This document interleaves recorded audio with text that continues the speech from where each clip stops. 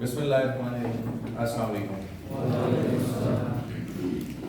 आज का हमारा टॉपिक है conservation of momentum and explosive forces. Explosive forces जैसे एक्सप्लोजन ऑफ बॉम्ब या फायरिंग ऑफ अ बुलेट, क्या इन प्रोसेसेस में मोमेंटम कंजर्व रहता है या नहीं रहता, ये हमें डिस्कस करना है। देखो, कंजर्वेशन ऑफ मोमेंटम क्या कहता है कि अगर सिस्टम पर कोई एक्सटर्नल फोर्स नहीं है, आइसोलेटेड सिस्टम है, तो net momentum remains constant, there will be no change in momentum, which means system का इनिशियल और फाइनल मोमेंटम सेम है। अभी आप सिस्टम को जिस हालत में देख रहे हैं, अभी उसका जो मोमेंटम है कुछ देर बाद भी वही होगा, उससे कुछ देर बाद भी वही होगा, उससे कुछ देर बाद भी वही होगा। तो जब तक कोई फोर्स एक्ट नहीं कर रही, आप सारी उम्र भी उसको देखें, उसके मोमेंटम में चेंज नहीं आएगा। अच्छा, अब यहाँ पे डिस्कस ये करना है कि जब बॉम्ब रेस्ट पर है तो उसका इनिशियल मोमेंटम क्या है? जीरो। तो जब वो एक्सप्लोड करेगा तो उसके पार्टिकल्स वेरियस डायरेक्शन में स्कैटर होते हैं, तो क्या उनका मोमेंटम भी जीरो होता है? उन पार्टिकल्स का मोमेंटम जीरो नहीं होता, लेकिन सिस्टम का मोमेंटम जीरो होना चाहिए, क्योंकि initial momentum should be equal to या final should be equal to initial. Initially अगर मोमेंटम जीरो था तो फिर जब ये एक्सप्लोड होगा तो तब भी फाइनल मोमेंटम क्या होना चाहिए? जीरो। अच्छा, ये नजर नहीं आ रहा है। याद रखो, न्यूटन लॉज हैं या ओम्स लॉ है या फैराडे लॉ, इनकी वायलेशन है, ये वायलेट हो सकते हैं, लेकिन जिन लॉज की वायलेशन नहीं है वो कंजर्वेशन लॉज है, ये फंडामेंटल लॉज है।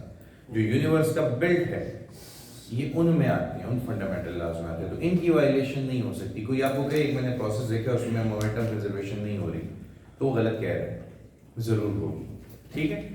सो जब बॉम्ब एक्सप्लोड होगा तो इधर देखें, फर्स्ट करें कि एक बॉम्बर ने एक बॉम्ब ड्रॉप कर दी है, ये बॉम्ब डाउनवर्ड जा रहा है with initial momentum along Y axis. Agree करते हो? Yes sir. इस बॉम्ब का मास है कैपिटल M, ठीक है, और इसकी जो इनिशियल वेलोसिटी है वो सारी की सारी वाई एक्सिस के अलोंग है कि नहीं? हाँ, क्योंकि ये हॉरिजॉन्टली समझो कि वर्टिकली समझो कि ड्रॉप हो गया। ज्यादा कॉम्प्लिकेट नहीं करेंगे, हम ये कहेंगे कि ये बॉम्ब स्प्लिट हुआ दो पीसेस में, अनइक्वल पीसेस में स्प्लिट कर देते हैं, ठीक है। एक पीस ये है, एक पीस ये है, और वो पीसेस डिफरेंट डायरेक्शंस में जा रहे हैं, तो एक पीस ये जा रहा है और ये रिमेनिंग पीस हुआ, ठीक है। तो ये वाला जो पीस है इसका मास कह दो कि M1 है और इसका मास M2 है, ठीक है। ये वाला पीस इस डायरेक्शन में जा रहा है और ये वाला पीस जो है ये इस डायरेक्शन में जा रहा है, तो इसके मोमेंटम को हम P1 का नाम दे देंगे और इसके मोमेंटम को P2 का नाम दे देंगे। अच्छा, इनिशियली सारा मोमेंटम कौन से एक्सिस के अलोंग है? Y एक्सिस के अलोंग है। फाइनली सारा मोमेंटम भी Y एक्सिस के ही अलोंग होना चाहिए। लेकिन मैं आपको यहाँ पे ये दिखा रहा हूँ इस डायग्राम में कि P2 के मोमेंटम की अगर दो कंपोनेंट बनाए जाए, रेक्टेंगुलर कंपोनेंट, तो ये P2 के मोमेंटम का कौन सा कंपोनेंट होगा? और ये Y। इसी तरह M1 के मोमेंटम का ये कौन सा कंपोनेंट होगा? और ये Y कंपोनेंट होगा। अच्छा, अब जो पीसेस प्रोड्यूस हुए हैं एक्सप्लोजन के बाद, ठीक है, तो उन पीसेस के मोमेंटा के x और y कंपोनेंट्स को अगर देखा जाए तो हमें ये महसूस हो रहा है कि इनिशियली अगर सारा मोमेंटम y के अलोंग था तो फाइनली भी सारा मोमेंटम y के अलोंग होने की बजाय x के अलोंग भी आ गया है। ऐसा नजर आ रहा है? हमें लगता है कि वायलेशन हुई है, लेकिन वायलेशन नहीं हुई। क्यों नहीं हुई? कि देखो, इन दोनों के जो मोमेंटा के y कंपोनेंट्स हैं वो आपस में ऐड हो जाएंगे, P1y प्लस P2y, और ये बना देंगे final momentum along y axis PF1, ठीक है। अब ये तो हमें चाहिए था, ये होना चाहिए था, क्योंकि इनिशियली भी सारा मोमेंटम y के अलोंग है। दिस इज आवर रिक्वायरमेंट कि ये तो होना चाहिए था, इनिशियली सारा मोमेंटम y के अलोंग है, तो फाइनली भी सारा मोमेंटम y के अलोंग है। लेकिन ये जो x के अलोंग एडिशनल मोमेंटम आया है, इससे हमें परेशान किया है। लेकिन अगर आप कहो कि मोमेंटम तो वेक्टर है कि नहीं? तो अगर मोमेंटम वेक्टर है तो बताओ, ये जो P1y है और P2y है, ये सेम डायरेक्शन में है, ऐड हो जाएंगे।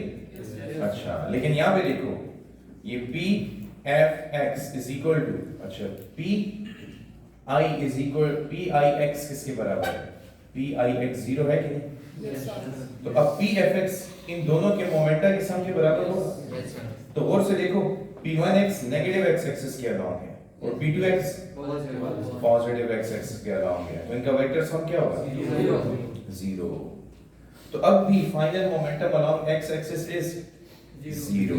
तो बॉम्ब के एक्सप्लोजन के दौरान चाहे एक पीस, चाहे 2 पीसेस बनते हैं, 10 पीसेस बनते हैं, 10,000 पीसेस बनते हैं, वो जब भी एक्सप्लोड करेंगे तो ऐसी डायरेक्शन में मूव करेंगे कि initial moment, final momentum is equal to initial, यानी वो जब एक्सप्लोड होके फर्स्ट करो एक पीस इधर जा रहा है और दूसरा पीस इधर जा रहा है, तो अब मोमेंटम तो वेक्टर है ना, ये मोमेंटम अगर पॉजिटिव है तो ये वाला मोमेंटम नेगेटिव, तो नेट मोमेंटम 0 होगा। तो अब मैं अगर इसका सिंपलीफाइड वर्जन बताऊं, बिल्कुल सिंपलीफाइड वर्जन, कि इनिशियली बॉम्ब रेस्ट पे, ठीक है, बॉम्ब अगर रेस्ट पे है तो उसके इनिशियल मोमेंटम क्या हुआ?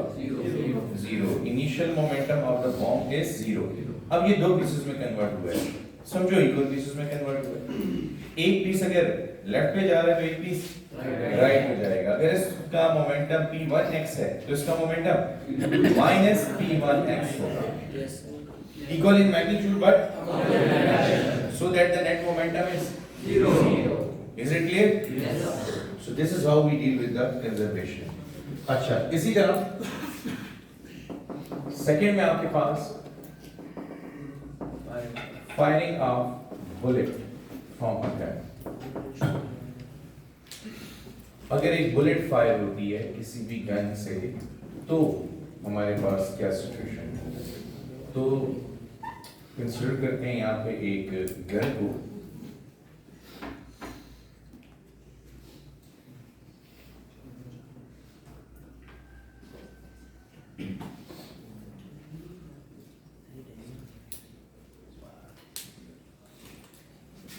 और ये ट्रिगर वगैरह भी होता है आजकल, और मैगजीन कंसीडर कर लो इसके अंदर,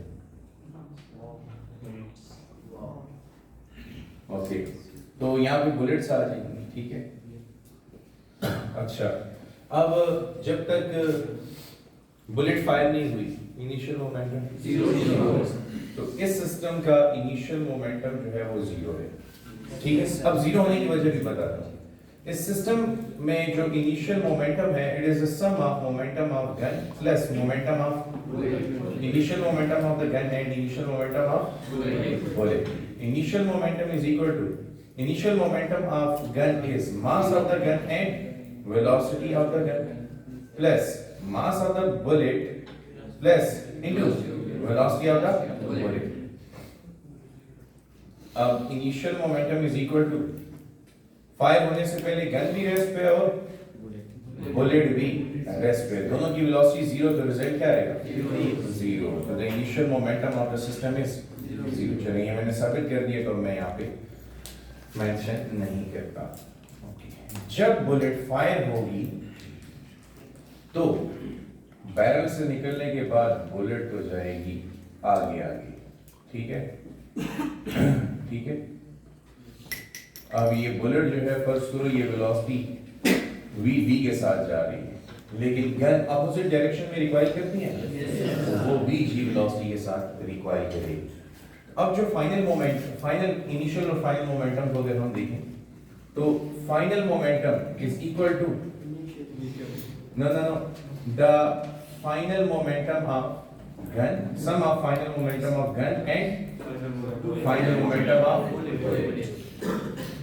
final momentum pf is equal to final momentum of gun, mass of the gun and velocity of the gun plus mass of the bullet into velocity of the bullet। अच्छा, अभी तक किस बात का ख्याल रखो, टेक्स्ट बुक ने ये बात नहीं मेंशन की हुई, उन्होंने यहाँ पे उस सिंबल को नहीं पुट किया हुआ, लेकिन आप नोटिस करो अगर इसकी वेलोसिटी पॉजिटिव है तो इसकी वेलोसिटी नेगेटिव होगी, ठीक है। तो हम वो न्यूमेरिकल जब सॉल्व करते हैं तो फिर वो नेगेटिव साइन पुट करते हैं। तो थ्योरी में मैं पर्पसली पुट करवा रहा हूँ, नोट्स में मैंने बिल्कुल बुक के मुताबिक किया है, लेकिन क्योंकि इसके ऊपर ज्यादातर थ्योरी नहीं आती, न्यूमेरिकल्स आते हैं, एमसीक्यूज आते हैं, तो फिर मैं आपकी वही स्किल डेवलप करूंगा, ठीक है। कि यहाँ पे हम क्या करेंगे, वेलोसिटी ऑफ द बुलेट को, गन को mg into minus vg, negative sign के साथ दे। अच्छा, सो pf is equal to minus mg vg plus mb vb। अच्छा, ये कल लेक्चर में मैंने बताया था हैमर और बुलेट में, ये हैमर का मास बहुत ज्यादा है लेकिन वेलोसिटी, अगर मोमेंटम को कंजर्व रखना है तो फिर उस नेल का मास तो कम है तो वेलोसिटी बहुत ज्यादा होगी। एप्लीकेशन है, आप किसी हैमर को उसी वक्त किसी नेल को उसी वक्त हैमर करके पिन कर सकते हो वॉल के अंदर जब कंजर्वेशन चल रही हो, मोमेंटम कंजर्वेशन। तो it makes us eligible for nailing into the wood. Okay, अब final momentum according to law of conservation of momentum, initial momentum अगर जीरो है तो फाइनल भी। अब वो क्यों जीरो होगा? इधर देखो, मास ऑफ द बुलेट कम है ना, और उस लेकिन उसकी वेलोसिटी, और जो गन है उसका मास, इसीलिए उसकी रिक्वायर्ड वेलोसिटी कम होगी, लेकिन प्रोडक्ट दोनों के लिए सेम होगा। तो फिर मैं फाइनल मोमेंटम को जीरो पुट कर देता हूँ। तो फाइनल मोमेंटम, बल्कि चलो ऐसा करते हैं, ये जीरो करने से पहले हम यू कर देते हैं, हम लिख देते हैं final momentum is equal to initial momentum is equal to final momentum. अब ये हमारा कौन सा सिस्टम है? Isolated system. क्यों आइसोलेटेड सिस्टम है?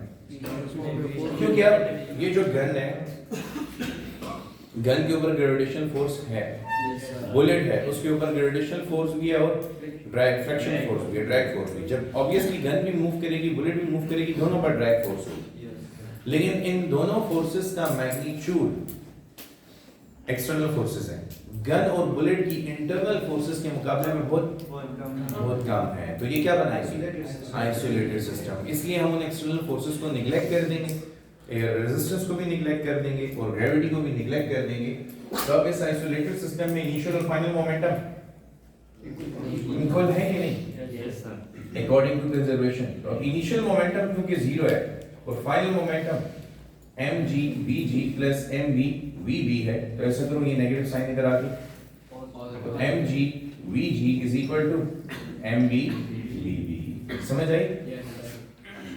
यहां से हम फाइंड करेंगे required velocity of the gun, mb vb upon mg vg। बड़ी जबरदस्त इक्वेशन है। इसकी आउटकम्स देखते हैं। अच्छा, आउटकम्स क्या है? You cannot use every bullet in every gun।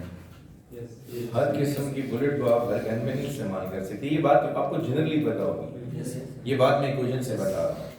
क्यों? अगर आपने एक लाइटर मास रखने वाली गन में हैवी बुलेट डाल दी, तो हैवी बुलेट डालने के दो मतलब, एक तो बुलेट का साइज भी बड़ा है और दूसरा उसमें गन पाउडर भी ज्यादा है। ठीक है? तो इधर देखो, अब गन का मास कंपैरेटिवली कम है, बुलेट का मास तो उसकी वेलोसिटी भी। अगर ये सब कुछ हो गया तो ये ज्यादा, तो ये ज्यादा, ये ज्यादा तो भी ये ज्यादा, और ये ज्यादा, ट्रिपल एक्शन, ट्रिपल एक्शन, तो रिकॉइल बहुत ज्यादा होगा। तो ये अगर फायर कर रहा है, गोली किसी टारगेट पे लगती है नहीं लगती, इसको जरूर नुकसान पहुंचेगा जो फायर कर रहा है कंपैरेटिवली। मैं जो बात कर रहा हूँ ना, रिलेटिव कह रहा हूँ। अगर आपने सही साइज की बुलेट इस्तेमाल की है तो फिर तो मास ऑफ द गन ज्यादा है, मास ऑफ द बुलेट भी कम है और उसका रिक्वायर भी कम आएगा, क्योंकि वेलोसिटी इतनी ज्यादा नहीं होगी। वो वेलोसिटी सिर्फ इतनी होगी कि थोड़ा सा झटका लगे गन को, गन स्टेबल रहेगी। लेकिन अगर आपने बड़ी बुलेट का इस्तेमाल किया, ज्यादा गन पाउडर वाली, तो फिर उसका रिक्वायर बढ़ जाता है। तो दिस इक्वेशन शोज कि अगर आप एप्रोप्रिएट मास वाली बुलेट लेते हो, स्टैंडर्ड बुलेट्स लेते हो, तो उसका रिक्वायर कम होगा, उसका रिक्वायर कम होगा। लेकिन अगर आप ऐसी बुलेट लेते हो जिसमें गन पाउडर ज्यादा है या स्टैंडर्ड बुलेट नहीं है, हैवी है, वो इस गन के लिए बनी नहीं थी, लेकिन आपने कहा नहीं मैं तो अच्छा चला के रहा हूँ जबरदस्ती की, तो फिर वो डेंजरस हो सकती है। जैसे वो आपने देखा होगा ना, बुजुर्ग कमांडोज चलाते हैं, ठीक है, तो यूं अपने कंधे के ऊपर रख के, if you know about it, वो यूं अपने कंधे पे रख के उसको प्रॉपरली होल्ड करके और फिर उसको चलाते हैं। तो अब यहाँ पे जरा गौर करो। अच्छा क्या गौर करो, ये जब बजूका चलाएगा तो उसमें प्रॉपर एक मिसाइल होता है, लाइक दिस, ये पोजीशन है उसकी होल्डिंग। तो अब वो जब चलाएगा तो मिसाइल आगे जाएगा और रिकॉइल पीछे की तरफ आएगा। अब वो तो ट्रेंड होते हैं, उनको प्रॉपर पोजीशंस बताई जाती हैं, उनका मस्कुलर मास बहुत ज्यादा होता है, स्ट्रेंथ बहुत ज्यादा होती है। अब मिसाल के तौर पे एक छोटा बच्चा आप जैसा कहे कि नहीं मेरा भी दिल कर रहा है, नींव कहे नहीं मेरा भी दिल कर रहा है, मैं भी बजूका चलाऊंगा, तो कोई मसला नहीं, आप चला सकते हैं, इट्स क्वाइट इजी। लेकिन उसमें आपको दो फायदे होंगे। एक, बजूका चलाई आपने, उसका आपको मजा आएगा कि आपने भी एक मिसाइल फायर किया था अपनी जिंदगी में। दूसरा, जो आप मुफ्त में बगैर जहाज के हवाई सफर करेंगे, क्योंकि मिसाइल आगे जाएगा और मोमेंटम को कंजर्व करने की खातिर मुनीब ये कुर्बानी देगा कि मुनीब पीछे जा रहा हो। समझ आई कि नहीं आई? तो this is what happens actually. काफी हैवी अगर हो ना, काफी हैवी मशीन गन हो, मशीन गन, तो आपने देखे उसके स्टैंड्स होते हैं, उन स्टैंड्स के ऊपर जो है उन मशीन गन्स को लोड करके उनसे फायरिंग की जाती है। तो ये फिर हमारे बस की बात नहीं है, और वो फिर मशीन गन्स जो होती हैं उनमें से तो कोई गोली तो निकलनी नहीं है। अगर कंटिन्यूस फायरिंग होनी है तो हम कितने रिक्वायर बर्दाश्त करें, हम भी थक जाएंगे ना फिर में इंसान। सो ये क्वेश्चन आपको बता रही है, अगर बुलेट का मास ज्यादा हुआ तो भी रिक्वायर ज्यादा होगा, मास ज्यादा हुआ और साथ गन पाउडर ज्यादा होगा तो फिर वेलोसिटी भी ज्यादा होगी, तब भी रिक्वायर ज्यादा होगा। ये क्वेश्चन ये भी बता रही है कि अगर गन का मास ज्यादा हो तो उसकी रिक्वायर वेलोसिटी कम होती है। समझ आई कि नहीं आई? तो इसलिए हैवी गन्स इतनी डेंजरस नहीं है as compare to a lighter gun when the bullet is same, when the bullet is कुछ तो कांस्टेंट रखोगे ना। तो लाइटर गन से अगर हैवी बुलेट चला लो तो नुकसान देगी, लेकिन अगर हैवी गन से हैवी बुलेट चलाओ तो नुकसान नहीं होगा। समझ आ गई बात? So this is your equation. अब मेरे लेक्चर में और गाइड में बस यहाँ पे एक नेगेटिव साइन का फर्क है। थ्योरेटिकली उन्होंने नहीं अप्लाई किया वो नेगेटिव साइन, इस वजह से गाइड में मैंने एक नेगेटिव साइन इंक्लूड किया हुआ है। तो यहाँ पे मैंने मैथमेटिकल या न्यूमेरिकल पॉइंट ऑफ व्यू से एमसीक्यू पॉइंट ऑफ व्यू से करा है, इसलिए कोई नेगेटिव साइन नहीं आ रहा। समझ आ गई बात की? ओके, तो ये हो गया मोमेंटम कंजर्वेशन पे आपका लेक्चर। ठीक है, अच्छा इसको यहाँ पे पॉज करते हैं। ठीक है।